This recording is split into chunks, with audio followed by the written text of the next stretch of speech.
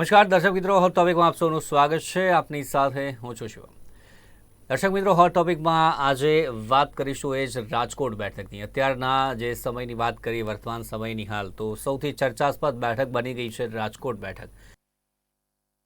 પ્રદર્શન કે જે થઈ રહ્યા છે, મહાસંમેલનો થઈ રહ્યા છે અને તેમાં એક જ માંગ કે રાજકોટ બેઠકના ઉમેદવારની ટિકિટ રદ કરવામાં આવે અને તેમને બીજે ક્યાંયથી ટિકિટ ન આપવામાં આવે.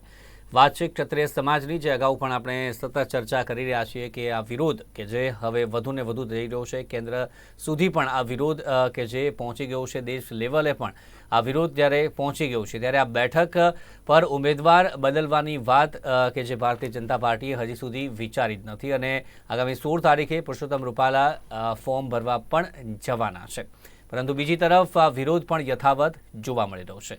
હવે વાત કરીએ કોંગ્રેસની, તો કોંગ્રેસના જે આગેવાનો છે, જે પરેશ ધાનાણીના ત્યાં પહોંચ્યા હતા, તેમણે અગાઉ જે પ્રકારે ના પાડી હતી ચૂંટણી લડવાની, પરંતુ તેમને મળવા પહોંચ્યા હતા કે જો પુરુષોત્તમ રૂપાલાને રાજકોટથી જ બદલવામાં નથી આવતા, જો પુરુષોત્તમ રૂપાલા જ ત્યાંથી ટિકિટ લડશે તો પરેશ ધાનાણીને સામે કોંગ્રેસમાંથી ઉમેદવાર રાખવામાં આવે તેવી વાત કરવા પહોંચ્યા હતા અને પરેશ ધાનાણીએ તે વાત સ્વીકારી પણ લીધી છે.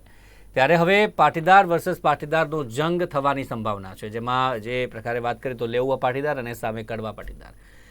પાટીદારોના વોટ પણ ત્યાં વધારે છે, ત્યારે કોણ બાજી મારશે તે પણ ચોક્કસથી જોવું રહેશે. આ બંનેના નામ સામે આવતા જ જે પ્રકારે વાત કરીએ તો 2002માં જે અમરેલી વિધાનસભા બેઠક પર આ બંને નેતાઓ આમને સામને હતા, ત્યારે પણ જે પરેશ ધાનાણીએ પુરુષોત્તમ રૂપાલાને હરાવ્યા હતા. ત્યારે વોટિંગની આપણે વાત કરીશું કે 2002માં જે સમીકરણો હતા તે અત્યારે ચોક્કસથી અલગ હશે, પરંતુ ફરી વખત ઇતિહાસનું પુનરાવર્તન થશે કે પછી રૂપાલા પરેશ ધાનાણીને માત આપી શકશે. જો આ જ બંને નેતાઓ આમને સામને રહેશે તો કેવો જંગ જામશે રાજકોટ બેઠક પર? આ જ તમામ બાબત પર આપણે ચર્ચા કરવાની છે. ચર્ચા સાથે મહેમાન જોડાઈ ગયા છે આપણી સાથે, પ્રશાંતભાઈ ગઢવી, રાજકીય વિશ્લેષક, અને સાથે જ અરવિંદભાઈ જોબનપુત્રા, વરિષ્ઠ પત્રકાર. બંનેનું સ્વાગત છે નિર્માણ ન્યૂઝમાં. સૌથી પહેલાં વાત કરીએ અરવિંદભાઈ, આપનાથી જ શરૂઆત કરી. રાજકોટ બેઠક સૌથી ચર્ચાસ્પદ મુદ્દો અત્યારનો. હવે આ વિવાદ આગળ વધી રહ્યો છે. 22 એપ્રિલે વડાપ્રધાન નરેન્દ્ર મોદીનો કાર્યક્રમ પણ અલગ અલગ 4 ઝોનમાં જે થવાનું છે, જનસભાઓ પણ સંબોધવાના છે. અત્યારે માંધાતાસિંહ જે વાત કરીએ, ગઈકાલે તેમણે માફી આપવાની વાત કરી કે ક્ષમા આપી દેવી જોઈએ. જામ સાહેબ ગઈકાલે તેમણે અલગ જણાવ્યું કે હરાવવા જોઈએ, જે પ્રકારે તેમણે સાથ આપ્યો હતો ક્ષત્રિયોનો, પરંતુ આજે નવું નિવેદન સામે આવ્યું છે અને આજે તેમણે જણાવ્યું છે કે ક્ષમા વિરસ્ય ભૂષણમ. આ વાતને યાદ રાખીને ક્ષત્રિયોએ માફી આપવી જોઈએ. વડાપ્રધાન નરેન્દ્ર મોદીએ ખૂબ જ કામ કર્યા છે. આ બધી વાતો કરવામાં આવી છે. આપને શું લાગે છે, 22 તારીખ આવશે એની પહેલા આ વિવાદ શાંત થઈ જશે કે કેમ? બહુ સરસ પ્રશ્ન આપે પૂછ્યો. આપણે જાણીએ છીએ કે આ વખતે ગુજરાતને લાગે વળગે છે ત્યાં સુધી ગુજરાતમાં ઇલેક્શનનો માહોલ કંઈક જુદો જ છે. દર વખતના ઇલેક્શનના મારો અનુભવ એવો હોય છે કે જ્યારે પણ ઇલેક્શન આવે ત્યારે કોંગ્રેસને કેન્ડિડેટ માટે પ્રોબ્લેમ હોય, ઘુસાતુસી થતી હોય અને આખું જુદું વાતાવરણ હોય અને લોકો એને સુધારવા માટેના પ્રયત્નો કરતા હોય. પણ આજી વખતે ભારતીય જનતા પાર્ટીમાં કંઈક માહોલ આવો દેખાઈ રહ્યો છે કે જેમાં ઘણા બધા ઉમેદવારો પ્રત્યે ફક્ત નારાજગી જ વ્યક્ત નથી કરી, કારણ કે એક ભારતીય જનતા પાર્ટી શિસ્તબદ્ધ પાર્ટી છે. દરેક વખતે એ લોકો સમાધાનકારી વલણ અપનાવીને કાર્યકર્તાઓને રાજી કરતા હોય છે. પણ આ વખતનું જે મૂડ જોઈએ છે, ખાસ કરીને કાર્યકર્તાઓનું, એ કાર્યકર્તાઓમાં એમાં પછી રાજકોટ છે, સાબરકાંઠા છે, જુનાગઢ છે, આપણે વડોદરા છે, આ બધામાં આપણે જાણ્યું છે કે ભારતીય જનતા પાર્ટીને ખૂબ જ કસમકસની સીમાઓ સુધી પહોંચવું પડ્યું હતું અને 2 જગ્યાએ તો એ લોકો ઉમેદવાર પણ બદલ્યા છે. અલબત્ત અહીંયા થોડીક આગ ઠરી છે, પણ અત્યારે જે આખા લોકસભાની 26 સીટમાંથી કેન્દ્ર સ્થાને રાજકોટ રહ્યું છે. કારણ એનું એવું છે કે જે પુરુષોત્તમ રૂપાલાજી એક કેન્દ્રીય મંત્રી છે, અનુભવી છે અને સારા એવી એને લોકચાહના પણ મેળવેલી છે પાટીદાર સમાજમાં. હવે એને એક નિવેદને જે વિવાદાસ્પદ નિવેદન કહી શકીએ આપણે કે જે ક્ષત્રિય સમાજ ઉપર કર્યું હતું, એમાંથી આખો ટર્નિંગ પોઈન્ટ થઈ ગયો છે અને ક્ષત્રિય સમાજ ખૂબ જ ઉગ્ર રીતે એનાથી નારાજ થયો છે અને એ લોકોની એક જ લાગણી અને માગણી છે કે પુરુષોત્તમ રૂપાલાજીને રિમૂવ કરો અને એની જગ્યાએ કોઈ બીજા ઉમેદવારને રાખો. તો આ બાજુ કેન્દ્રીય નેતિગારી તો એક વખત એવું પણ સૂચન એમને મળેલું હતું કે આપણે એને બદલી દઈએ, પરંતુ પછી કેન્દ્રીય નેતાગીરીએ વિચાર્યું કે ના, આપણે અત્યાર સુધીના જે વાતાવરણનો જે સંકેતો મળે છે તો કેન્દ્રીય નેતાગીરી કે પુરુષોત્તમ રૂપાલા જ રાજકોટથી લડશે એ જાતનું. હવે આ બાજુ આપણે ક્ષત્રિય સમાજમાં જોઈએ તો ક્ષત્રિય સમાજની જે શરૂઆતની જે લડાઈ હતી અને જે ધાર હતી અને એ એકદમ ખૂબ જ મજબૂત હતી અને એવું લાગતું હતું કે કદાચ કેન્દ્રને નિર્ણય બદલવો પડે એવી સંભાવના. પરંતુ હવે આ ક્ષત્રિય સમાજમાં પણ મત મતાંતરો છે અને 2-3 વિભાગમાં જોડાઈ ગયું છે. રાજકોટના ગઈકાલે માંધાતાસિંહજીએ કહ્યું કે અલબત્ત એને આવું નિવેદન ન કરવું જોઈએ, એને ખરેખર ભૂલ કરી છે, પરંતુ એને માફી આપી છે. એટલે આપણે આ બધા એનો મુદ્દો શાંતિપૂર્વક હલથી વિચારવો જોઈએ. એવી જ રીતે આપણે હમણાં દિવસમાં જામનગરના જામ સાહેબે પણ કહ્યું કે મોદીજીએ સરસ કામ કર્યું. તો અહીંયા બધાના નિવેદનો બદલતા રહે છે. કરણી સમાજ પણ થોડી ઢીલી પડેલી છે. તો આ રીતે જોઈએ તો કદાચ નરેન્દ્ર મોદીજીનું જો આવવાનું કારણ છે એ પહેલા સમય જાય. અને પરંતુ હવે જે પ્રશ્ન છે એ પ્રશ્ન છે કોંગ્રેસને જાગી છે, મોડી જાગી છે અને એને પરેશ ધનાણીને મનાવી દીધા છે કે જો પુરુષોત્તમ રૂપાલા ઉભા રહે તો આપ એની સામે લડવા તૈયાર થઈ જાવ. તો એને પણ મન મનાવી દીધું છે અને પોતે સૈદ્ધાંતિક રીતે સંમતિ પણ આપી દીધી છે અને એની સામે લડવાનું. તો અહીંયા જોવાનું એવું છે કે જો કદાચ ક્ષત્રિય સમાજમાંથી કોઈ ઉમેદવાર ઉભા રાખે તો આપણે ગણિત કરીએ તો એ લોકોની 50,000 થી 60,000 વોટ છે. જ્યારે સૌરાષ્ટ્ર રિજિયન છે એ પાટીદારોનું વર્ચસ્વ છે, પછી કડવા હોય કે લેવા પાટીદારો, કારણ કે એના મતદારો સૌથી વધારે છે અને એ ગુજરાતની લોબીમાં મહત્વનું સ્થાન ધરાવે છે અને એનું પ્રભુત્વ પણ ગુજરાતના શાસનમાં બહુ જ રહ્યું છે. આપણે અગાઉ પણ જાણી ગયા છે, ચીમનભાઈ પટેલ થી લઈને અગાઉ પણ બધા જ આપણે જાણીએ છીએ કે પટેલનું વર્ચસ્વ વધારે છે. વચ્ચે તો એવી વાત થઈ હતી કે પટેલનો જ નેતા બનવો જોઈએ એવી જાતની પણ એક લાગણીઓ ઉભી થઈ હતી ને એ પછી તો બધા સમીકરણો બદલાઈ ગયા અને અત્યારે જે વાત છે એ પરેશ ધનાણીની છે. તો હવે પરેશ ધનાણી છે, લેઉવા પટેલ છે અને પુરુષોત્તમ રૂપા કડવા પટેલ છે. અહીંયા જો જાત કરીએ તો 2-3 લાખ વોટરો છે રાજકોટમાં કે જે કદાચ ડિવાઈડ થઈ જાય, કારણ કે પરેશ ધનાણી પણ એક કદાવર નેતા છે. 2002માં જાયન્ટ કિલર તરીકે ઉપસી આવ્યા હતા. એને જ અમરેલીમાં જ પુરુષોત્તમ રૂપાલા હવે સ્થાન બદલાયું છે. હવે રાજકોટ જિલ્લો આવ્યો છે. રાજકોટમાં જે 7 એસેમ્બલી સેગમેન્ટમાં છે ત્યાં એમપી તરીકે લડવાનું છે. એમાં જે ટંકારાના જે લલિત કગથરા છે એ માજી એમએલએ છે, એને પણ મહત્વની ભૂમિકા ભજવી છે અને એને પરેશ ધનાણીને મનાવવા માટે ખૂબ જ સારા પ્રયત્નો કર્યા. પરેશ ધનાણી માની ગયા છે. તો હવે જે સમીકરણો બદલાયા છે, હવે પાટીદાર વર્સિત પાટીદાર થયું છે. હવે જોવાનું એ રહ્યું છે કે પરેશ ધનાણી કોંગ્રેસને કેટલો ફાયદો કરાવી શકે છે, કે જીતી શકે છે કે જે હવે નજર રહેવાની છે આગામી સમયમાં.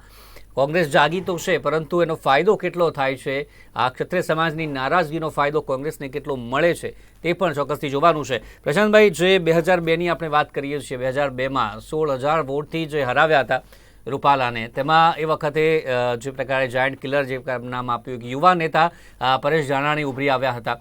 પરંતુ અત્યારે સમય કંઈક અલગ છે. આટલા 22 વર્ષનો સમયગાળો વીતી ગયો છે. હજી પણ એ જ પ્રકારે રૂપાલાને ટક્કર આપી શકશે પરેશ ધાનાણી જો પાટીદાર વર્સસ પાટીદાર થાય છે તો? 2002ની પરિસ્થિતિ અને 2024ની પરિસ્થિતિમાં તો આસમાન જમીનનો ફરક છે જ, પણ એની સાથે સાથે પરિસ્થિતિ ત્યાં બદલાઈ જાય છે કે વિસ્તાર આખો બદલાઈ ગયો છે.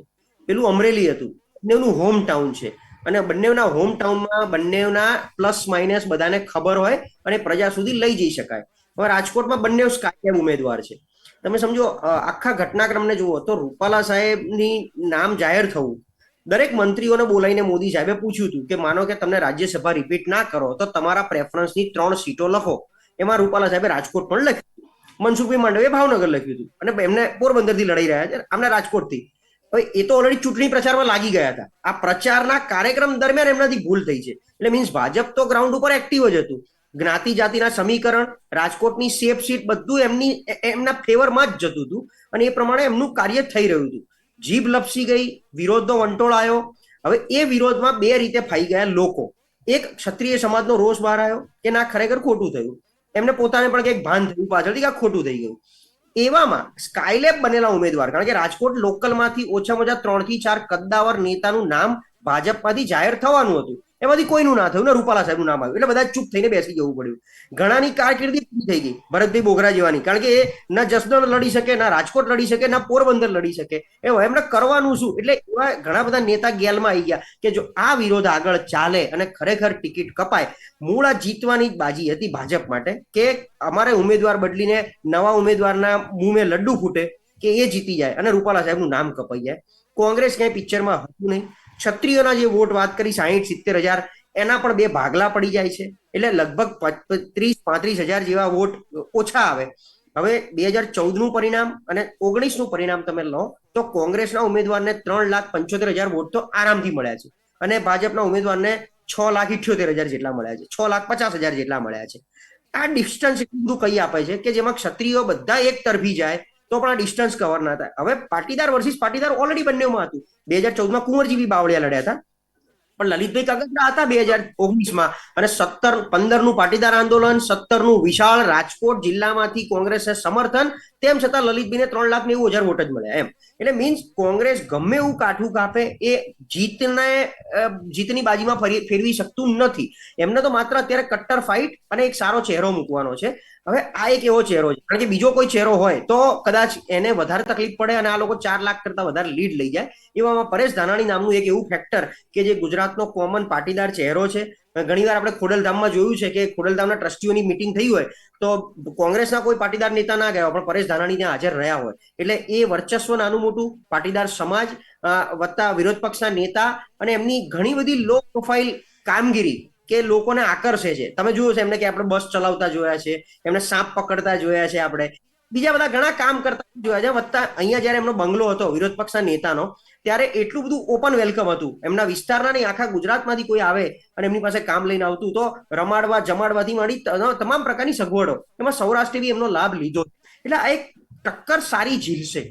બીજું કોઈ હોત તો કાયદેસર વન સાઇડેડ ગેમ થઈ જાય. આપણે અત્યારે ક્ષત્રિય બાજુનું તો ચેપ્ટર બાજુ પર જ મૂકીએ છીએ, કારણ કે એનાથી કોઈ ફરક મને લાગે છે નફામાં નુકસાની કે જે ભાજપ 3 લાખ 4 લાખ લીડની વાત કરે છે એમાં 50,000 ઓછી લીડ થશે. પણ રૂપાલા સાહેબ જીતે છે કન્ફર્મ છે હાલની પરિસ્થિતિમાં. પરેશ ધાનાણીનું નામ આવવાથી આમે જે 5.5 લાખ પાટીદાર વોટ છે એમાં ઇક્વલ જો બટવારો થાય અને એને સમર્થન મળે અને ક્ષત્રિયો અને બીજા સમાજ એમની ક્ષત્રિયો સાથે જોડાય, એ બધી આયર હોય, ભરવાડ હોય, રબારી હોય, એ બધા જો એમની સાથે જોડાય અને ક્યાંક આ બાજુ સમર્થન ચાલુ થાય તો જૂની જે 2002ની ફાઇટ, કારણ કે 2002માં શું હતું કે કેશુભાઈ પછી પહેલીવાર નરેન્દ્રભાઈ મોદી સીએમ બન્યા હતા. રૂપાલા સાહેબ, કેશુભાઈ, નરેન્દ્રભાઈ, આ જે ગ્રુપ હતું એની બહુ મોટી નેગેટિવિટી વિસ્તારમાં પણ હતી.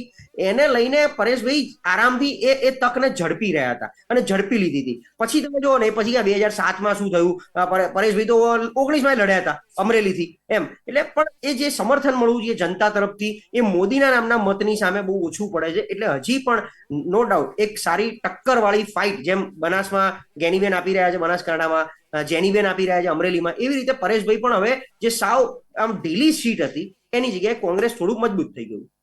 એટલે જ રાજકોટ બેઠક માફ કરજો, આમ પણ રાજકોટ બેઠક ખૂબ જ જે મહત્વપૂર્ણ બેઠક માનવામાં આવે છે, કારણ કે ઘણા બધા નેતાઓ છે કેન્દ્ર લેવલ સુધી ત્યાંથી પહોંચ્યા છે. જેમાં આપણે વાત કરીએ તો રાજ્યપાલ વજુભાઈ વાળાની આપણે વાત કરીએ તો એ પણ વિધાનસભા લડ્યા હતા.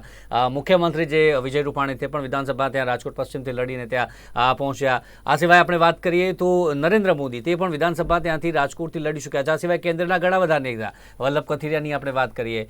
રાજકોટ બેઠક આમ અલગ રીતે પણ ખાસ છે. અરવિંદભાઈ, જે શા માટે આટલી બધી ચર્ચા રાજકોટની થઈ રહી છે? માત્ર જે ઉમેદવાર છે તેના માટે કે પછી જે મેં અત્યારે વાત કરી કે સત્તા મેળવવા માટે પણ, જે કેન્દ્રમાં સત્તા મેળવવા માટે પણ રાજકોટ એક મહત્વપૂર્ણ બેઠક છે. આપની દ્રષ્ટિએ કેમ આ બેઠક ખૂબ જ ખાસ છે?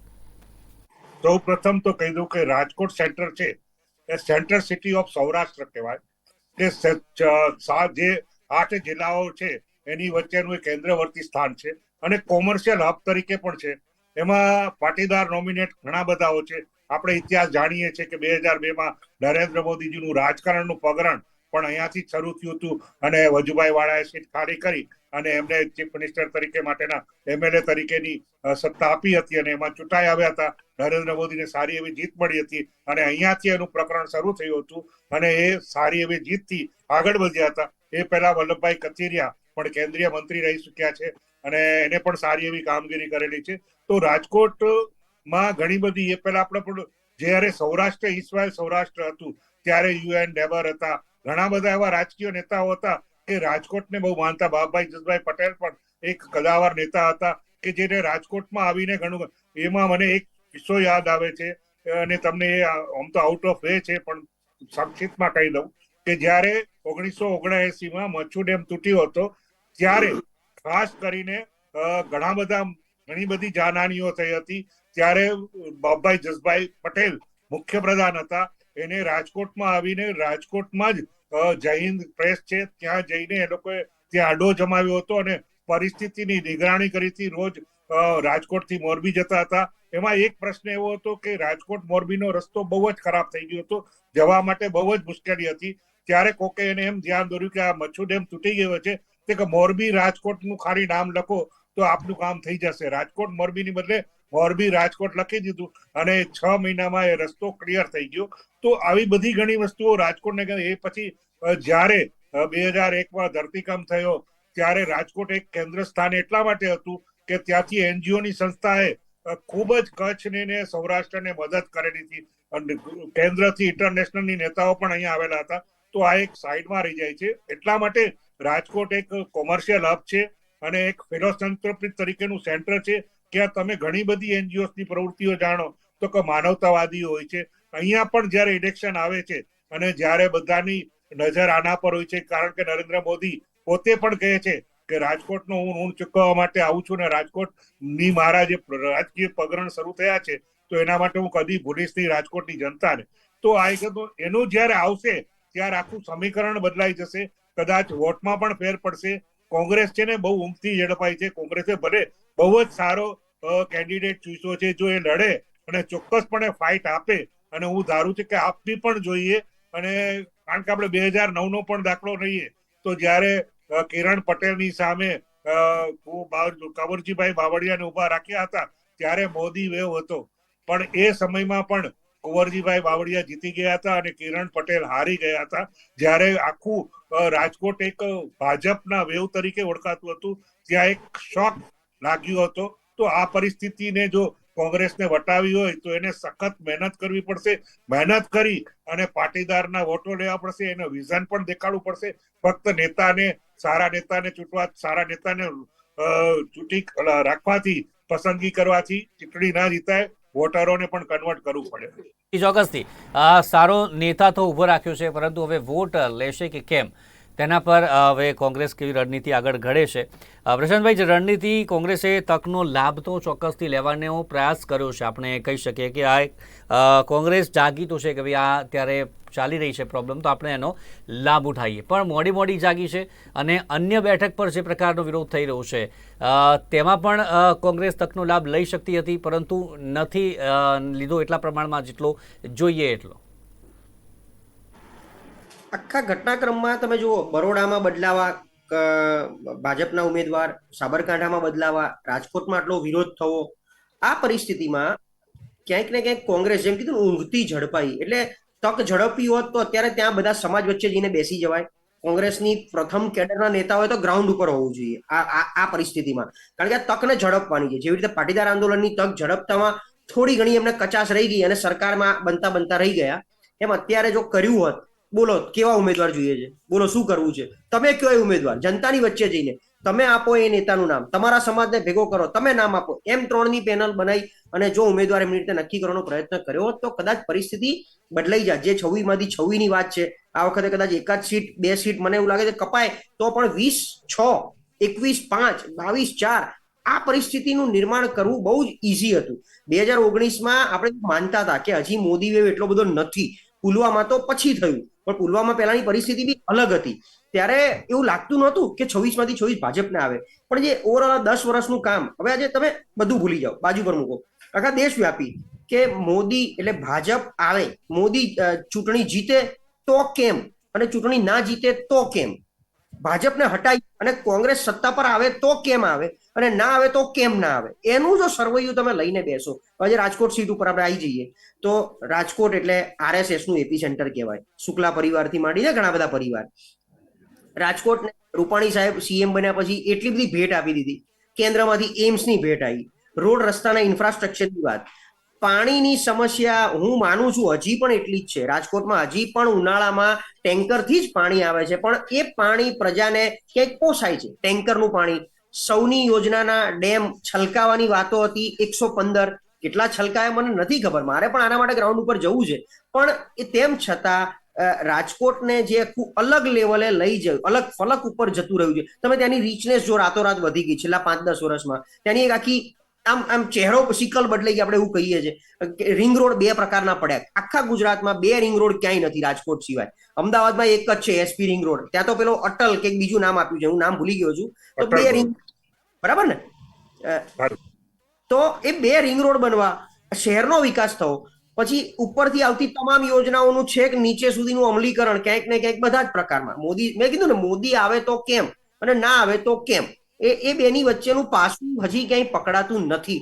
એટલે ગુજરાતમાં તો ડેફિનેટલી થોડો ભાજપ પ્રેમ અને રાજકોટને વધારે છે. ખાસ કરીને રૂપાણી સાહેબ આવ્યા ને, હવે અમને યાદ છે એ વખતે કે પાનના ગલ્લાવાળા, હે ભાઈ વિજયભાઈ હવે મુખ્યમંત્રી થઈ ગયા છે, હો ભાઈ, એમ. એટલે એ જે એમનો અંદરનો પોરો હતો ને, એ જ કઈ આપતું. ભલે પછી રૂપાણી સાહેબના પ્લસ માઇનસ બહુ હતા, પણ એ વસ્તુને લઈને લોકોએ બહુ જ ભાજપને એક સ્તર ઉપર બેસાડી દીધું હતું. હવે એ સ્તરમાંથી અત્યારે ભાજપનું ખસવું ક્યાંક મને નામુમકિન જેવું હમણાં દેખાઈ રહ્યું છે. પરંતુ જે અત્યારે પરેશ ધાનાણીનું નામ છે, આપ બંને પાસે અંતમાં 2019નું જે પરિણામ, જે 3 લાખની જે આપણે વાત કરીએ છીએ, 3 લાખ અને 6 લાખ, 2019 કરતાં પરિણામમાં કોઈ વધારો આવશે? કોંગ્રેસની ખાસ કરીને વાત કરીએ, વોટિંગમાં વધારો જોઈ રહ્યા છો? જો આના જ પરિસ્થિતિ રહી, જો વોટિંગ સુધી 7 તારીખ સુધી, તો કેવી પરિસ્થિતિ સર્જાશે? 3 લાખ કરતાં વધી શકશે કે પછી આના કરતાં પણ ઊંચા થશે કે પછી સેમ પરિસ્થિતિ રહેશે વોટિંગની? શરૂઆત કરીએ પ્રશાંતભાઈ આપનાથી. ફરી પાછું જ્ઞાતિગત સમીકરણ ઉપર આવું તો પાટીદારના 5.5 લાખ વોટ, 1 લાખ જેટલા ક્ષત્રિયોના, અને કોળી સમાજ, આજે કુંવરજીભાઈ બાવળિયા કેમ જીતતા હતા? કોળી સમાજનું બી પ્રભુત્વ એટલું જ છે આસપાસના વિસ્તારોમાં. એટલે કોળી, ઠાકોર, ક્ષત્રિય અને પાટીદાર એ બધા જ જો એક થાય, અને નાનો મોટો આયર સમાજ ત્યાં આસપાસના વિસ્તારોમાં, પ્યોર સિટીમાં ઓછો, આ બધો જ એક થાય અને ખરેખર કાંટે કી ટક્કર થાય, તો હું કહું છું ભલે લોકસભા છે પણ 5000ની લીડ પણ લીડ કહેવાય. એટલે તો પરેશભાઈ 100% કંઈક કાઠું કાપી જાય. અને પ્લસ આજે આખો ઓવરઓલ વિરોધના સૂરના હિસાબે, હવે મારે એક નાનકડી વસ્તુ એડ કરી, મારો સમય બહુ વધારે થઈ ગયો છે, પણ લોકો ક્ષત્રિય એવું કહે છે કે 40 ફોર્મ ભરાઈશું. તો તમે 40 ફોર્મ ભરાઈને ઓલરેડી તમારા મતોનું વિભાજન કરી રહ્યા છો, તો લોકોને કોને વોટ આપે? આપણે સપોઝ આપણે 3 ફોર્મ ભર્યું હોય તો મને કેટલા આપે, અરવિંદને કેટલા આપે, તમને કેટલા વોટ આપે, એમ મતોનું વિભાજન ક્યાં? તમે કોઈ એક જ વ્યક્તિને ઉભી કરો કે જે ત્યાંનો મોટો સ્થાનિક ચહેરો હોય, અને રૂપાલા સાહેબને વોટ કાપે અને પેલા કાપી શકે, તો આવું કંઈક ઊભું થાય. હવે આ સમીકરણથી થોડો દૂર છું. ઓવરઓલ ફરી પાછું કોળી, ઠાકોર, ક્ષત્રિય અને પાટીદાર, આ 4 એક થાય તો રૂપાલા સાહેબ ભીસમાં આવી જાય. અરવિંદભાઈ, આપનું શું કહેવું છે? સૌ પ્રથમ તો એ તો જાતિનું સમીકરણ બતાવી દીધું, પરંતુ અહીંયા પ્રશ્ન એ છે કે અત્યારે કાળઝાળ ગરમી વહે છે મે મહિનામાં, ત્યારે મતદાન કેટલું થઈ શકે એ ખૂબ જ મહત્વનું છે. આમાં મતદારો મત મથક લઈને કેટલું, જોકે આ લોકો જાગૃતિ લેવા માટે મતદાનનો 1 કલાકનો સમય પણ વધારી નાખ્યો છે એવું સાંભળવા પણ મળ્યું છે. તો અહીંયા એ જોવાનું છે કે જો 50% 60% જેવું મતદાન થાય તો ચોક્કસપણે બંને વચ્ચે ફાઇટ સારી એવી થશે, અને ચોક્કસપણે રિઝલ્ટ અપેક્ષિત જ હોય છે. પરંતુ જ્યારે મતદારોનો મિજાજ અનપેક્ષિત હોય ત્યારે આપણે ધાર્યું નથી થઈ શકતું. આપણે 2009નો પણ દાખલો જાણીએ છીએ કે બધા એમ જ કહેતા હતા કે ભારતીય જનતા પાર્ટી વિજય આવશે. છેવટ સુધી ચડ ઉતાર થઈ હતી. તો આ વખતે પણ જો કોંગ્રેસ સખત મહેનત કરે અને જનસંપર્ક વધારી દે અને લોકોનું માનસ પરિવર્તન લઈ આવે તો વિપરીત પરિણામ આવી શકે. પરંતુ એ તો જાદુની છડી જેવું છે, કારણ કે નરેન્દ્ર મોદીજી અહીંયા આવે અને મતદારોનો બ્રેઇન વોશ કરી દઈએ તો પછી મત ફરી મોદીના નામે જ પડે, તો પછી પરેશ ધાનાણીજીને ન મળી શકે એવું પણ બની શકે. ચોક્કસ, હવે એ જ વાત છે. જી પરેશ, પ્રશાંત. પહેલી વાર રાજકોટ ગયા તેમણે એવો શબ્દ વાપર્યો હતો કે રાજકોટે તો વટ પાડી દીધો, અને આખું આમ રાજકોટ કેસરી અને આખું ગ્રાઉન્ડ જનમેદનીથી ઉમટી. એટલે એ જ કહી આપવા છે કે ભાજપ પ્રેમ કેટલો છે. જી ચોક્કસથી. હવે 22 તારીખે ફરી એક વખત આવી રહ્યા છે પીએમ નરેન્દ્ર મોદી, અને ત્યાંની પહેલાં આ ક્ષત્રિય સમાજનો વિવાદ કે જે કઈ દિશા તરફ જાય છે, તે પણ ચોક્કસથી જોવું રહેશે. અને અત્યારે પરેશ ધાનાણી અને પરસોત્તમ રૂપાલા આ બંનેનો જંગ આગામી સમયમાં જે 7 તારીખે ચૂંટણી છે ત્યાં લગભગ ફાઇનલ પણ માનવામાં આવી રહ્યું છે. અને તેમાં કેવો જંગ ફરી એક વખત જોવા મળે છે તે પણ ચોક્કસથી જોવું રહેશે. એ જ મુદ્દે ચર્ચા કરી. ચર્ચામાં જોડાયા પ્રશાંતભાઈ અને અરવિંદભાઈ, બંનેનો ખૂબ ખૂબ આભાર. Thank you very much. તો દર્શક મિત્રો, હોટ ટોપિકમાં હાલ બસ આટલું જ. ફરી મળીશું નવા મુદ્દા સાથે. ત્યાં સુધી રજા આપશો. જોતા રહો નિર્માણ ન્યૂઝ. નમસ્કાર.